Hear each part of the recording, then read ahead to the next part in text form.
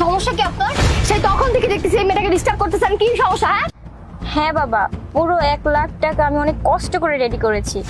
তুমি কোনো চিন্তা করো না, মায়ের অপারেশন ঠিক মতো হয়ে যাবে। আমার আর কিছুক্ষণ সময় লাগবে, চলে আসবো। আচ্ছা ঠিক আছে।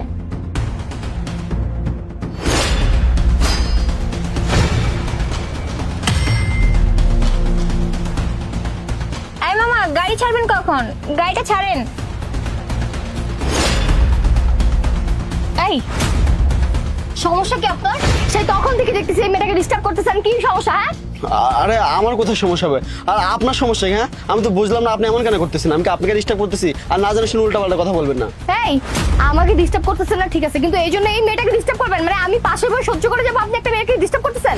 আরে আপনি এমন কেন করতেছেন? এটা পাবলিক বাস, এখানে সবার বসার অধিকার আছে। আপনি কেন এমন করতেছেন? আবার পাবলিক বাস বলতেছস? তুই পাবলিক বাসে কোন জায়গায় লেখা আছে যে মেয়ে মানুষকে তুই ধরবি, হাই প্রেজেন্ট করবি, ফাইজলামি করস, ইপটিজিং করস, আমার বড় বড় কথা বলস? বের হ তুই।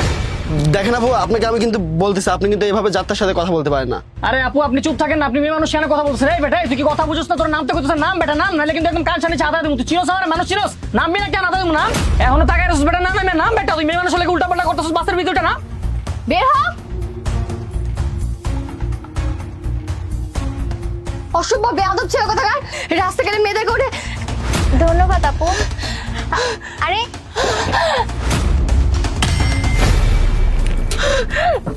আরে আপু, কি হয়েছে আপনার?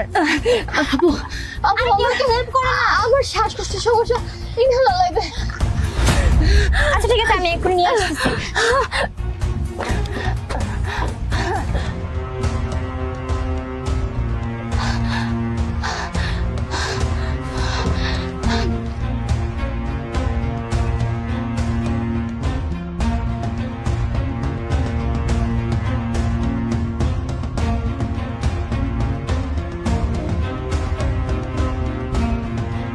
ভাইয়া, এইখানে একটা অসুস্থ মেয়ে ছিল, মেয়েটা কোথায়?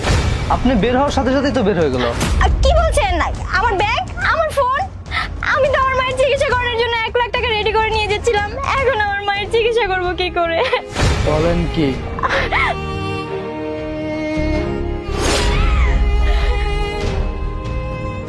মামা দেখ তো আমরা কত পাইলাম।